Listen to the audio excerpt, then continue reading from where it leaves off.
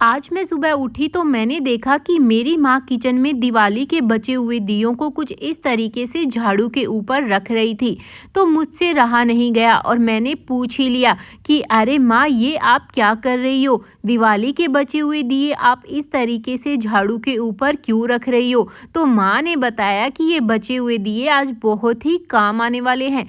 मैंने कहा भला दिवाली के बचे हुए दिए अब क्या काम आएंगे? दिवाली तो अब चली गई है। फिर देखा कि माँ तो इन सबको कद्दूकस करना शुरू हो गई है। मैंने कहा माँ, अब आप ये क्या कर रही हो? इस तरीके से भला दिए को कद्दूकस क्यों कर रही हो? इससे क्या होगा? ये तो दिया खराब हो जाएगा। तो माँ ने बताया कि वो दिए को कद्दूकस इसलिए कर रही है ताकि वो इसका पाउडर निकाल सके। मैंने कहा दिए का पाउडर? मुझे कुछ समझ में नहीं आ रहा है, आखिर आप कहना क्या चाहती हो? तो माँ ने बताया कि आज झाड़ू और दिए की वो बहुत ही यूज़फुल टिप बता रही है। मेरे तो कुछ भी समझ में नहीं आ रहा था। तो दोस्तों, क्या आपको समझ में आ रहा है कि माँ आखिर दिए को कद्दूकस क्यों कर रही है? आखिर क्या है वो खास टिप? चलिए दोस्तों, ये तो आगे वीडियो में ही पता चलेगा, लेकिन तब तक आप हमें कमेंट करके ज़रूर बता दीजिए कि आप ये वीडियो कहाँ से देख रहे हैं। पिछला थैंक्स जाता है रोशनी जी को झारखंड से। तो कुछ इस तरीके से माँ ने आधे दिए को कद्दूकस कर लिया। मैंने कहा माँ, आप क्या कर रही हो? अरे माँ, ये कौन सी गोली है? ये तो फिनाइल वाली गोली लग रही है, आप इसका क्यों इस्तेमाल कर रही हो? तो माँ ने बताया कि इसका इस्तेमाल भी हमें इसी टिप में करना है। बस हमें कोई भी घर पर पड़ी ख़राब कटोरी को ही लेना है, या फिर कोई प्लास्टिक का कप या कटोरी हो तो उसका इस्तेमाल हमें कर लेना है। तो मैंने कहा माँ, अब आप इसको कूट कर क्या करोगी? तो माँ ने बताया कि ये जो गोली है ये बहुत ही इफ़ेक्टिव है और बहुत ही ज़्यादा यूज़फुल है।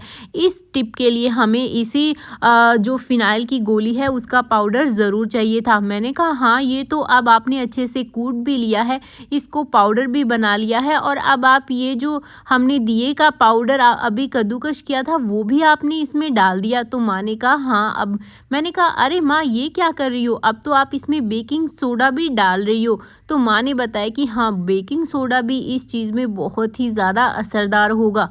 तो मुझे तो कुछ भी समझ में नहीं आ रहा था, लेकिन माँ जब भी कोई काम करती है वो अच्छा ही करती है। हर बार माँ कोई ना कोई जो टिप बताती है वो बहुत ही ज़्यादा यूज़फुल होती है। तो मुझे तो पक्का यकीन हो चला था कि माँ आज ये जो टिप बता रही है वो बहुत ही ज़्यादा यूज़फुल होगी। माँ ने सभी चीज़ों को मिक्स कर लिया और उसके बाद में थोड़ी सी जो लेमन की ड्रॉप्स है माँ ने उसमें भी डालना शुरू कर दिया। मैंने कहा माँ, आप इसकी जगह पे पानी भी डाल सकती थी। तो माँ ने कहा ये आप पानी डाल सकती थी, लेकिन ये ज़्यादा इफ़ेक्टिव नहीं होता। और माँ ने ज़्यादा जो नींबू की बूंदें हैं, जो लेमन ड्रॉप्स है, वो ज़्यादा नहीं डाली, बस थोड़ी ही डाली है। तो इन सबको अच्छे से मिक्स करने के बाद में मैंने बोल ही दिया कि माँ, अब तो आपको बताना ही पड़ेगा। तो माँ ने कहा हाँ चलो बेटा, मैं आपको बता देती हूँ। माँ ने बोला बेटा, अक्सर झाड़ू हमारी गीली हो जाती है कभी बारिश की वजह से, तो अभी सर्दियाँ भी आ रही है, इनमें सीलन आना भी शुरू हो गई है और इसके आसपास मच्छर और एक बैड स्मेल भी आना शुरू हो गई है।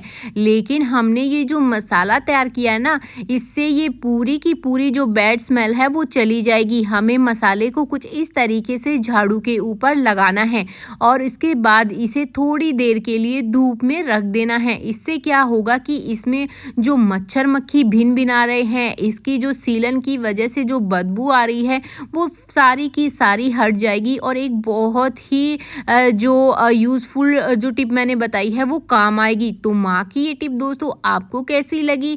क्या आपके घर में भी झाड़ू में बैड स्मेल आती है? तो फटाफट से हमें कमेंट कर दीजिए। मैं चलती हूँ आज के इस वीडियो में इतना ही। Bye bye, take care.